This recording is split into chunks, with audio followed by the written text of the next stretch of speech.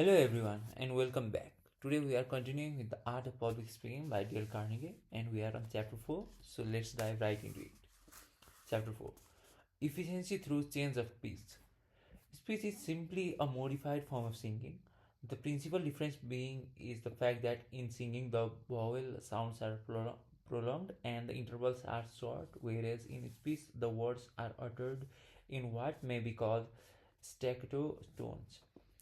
The vowels not being specially prolonged and the intervals between the word being more distinct, the fact that in singing we have a larger range of tones does not properly distinguish it from ordinary speech.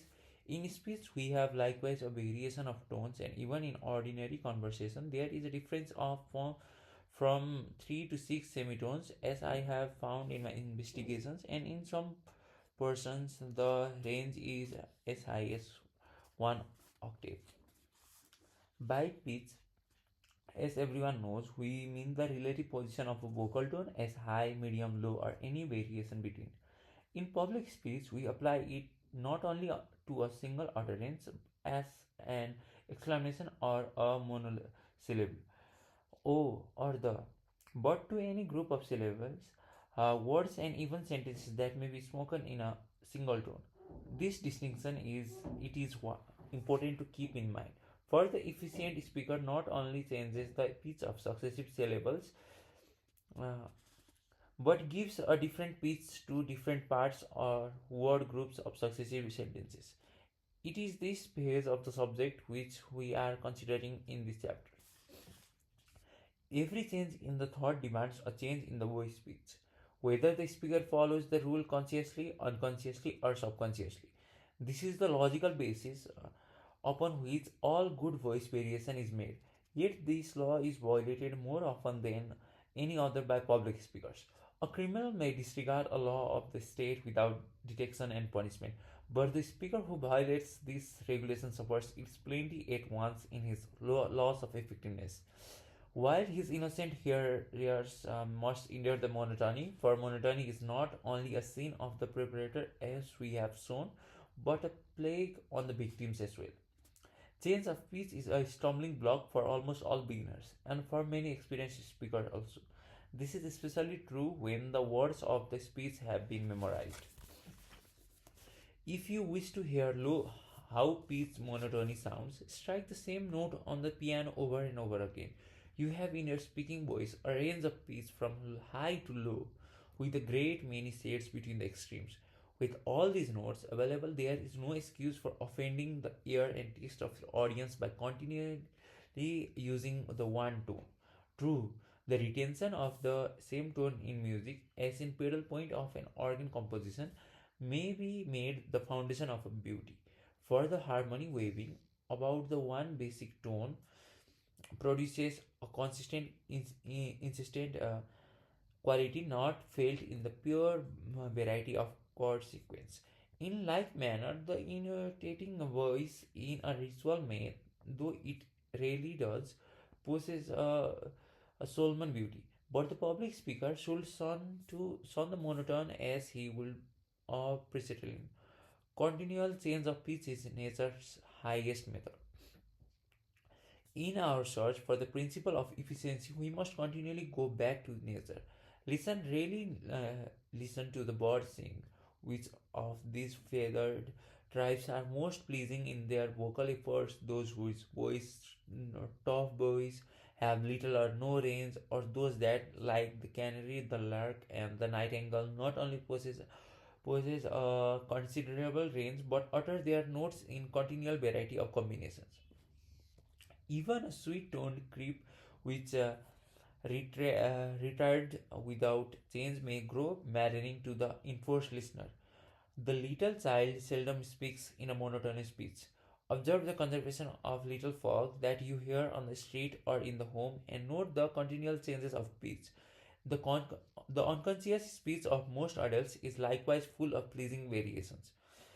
Imagine someone speaking the following and consider if the effect will not be just as indicated. Remember, we are not now discussing the inflection of single words, but the general pitch in which phrases are spoken.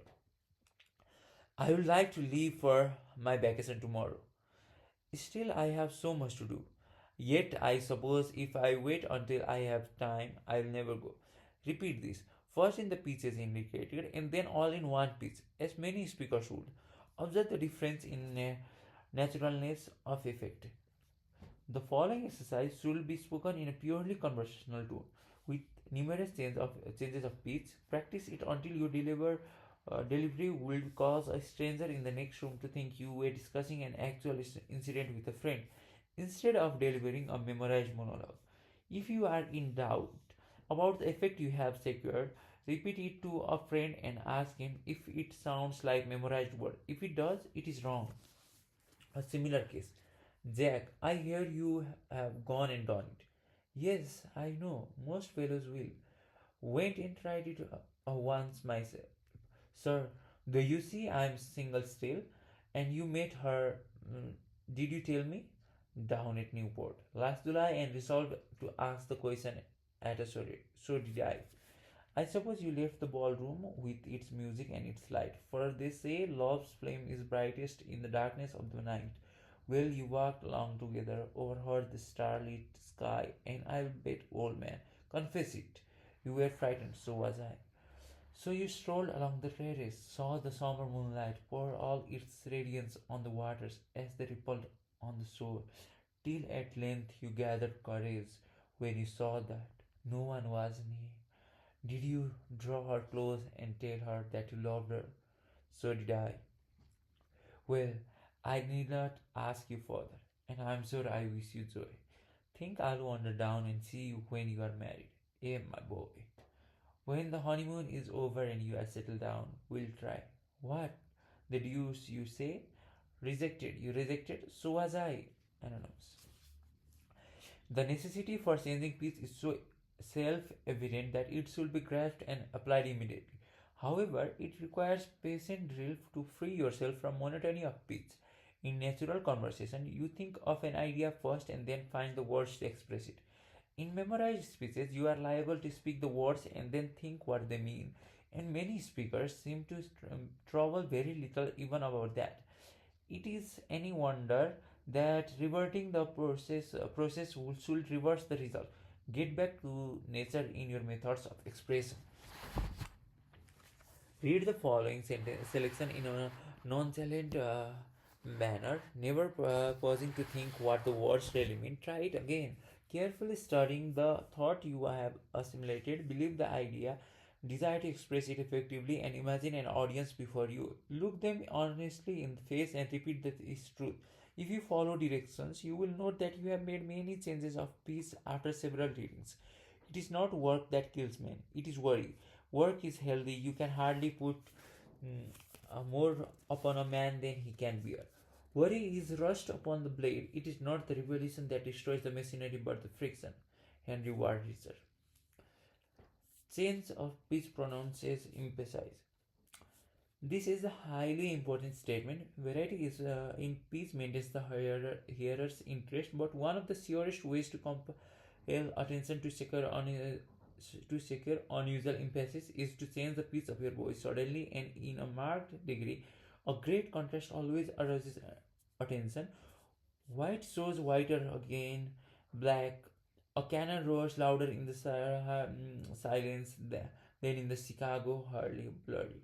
These are simple illustrations of the power of contrast. What is Congress going to do? I do not know. By such sudden change of pitch during a sermon, Dr. Dwight Hughes recently achieved great emphasis and suggested the gravity of the question he had raised. The foregoing order of pitch change might be reversed with equally good effect, though with a slight change in seriousness. Either method produces emphasis when used intelligently, that is, with a common sense appreciation of the sort of emphasis to be attained. In attempting these contrasts of pitch, it is important to avoid unpleasant extremes. Most speakers pitch their voice too high. One of the secrets of Mr. Bryan's eloquence is his low, bell like voice. Shakespeare said that a soft, gentle, low voice was an excellent thing in woman. It is no less in men. Firm voice need not be blatant to be powerful and must not be to be pleasing. In closing, let us emphasize anew the importance of using variety of pitch, using up and down the scale, first touching one note and then another above or below it. Do likewise in speaking. Thought and individual taste must generally be your guide as to where to use a low, a moderate, or a high pitch. Thank you. See you again in the next chapter.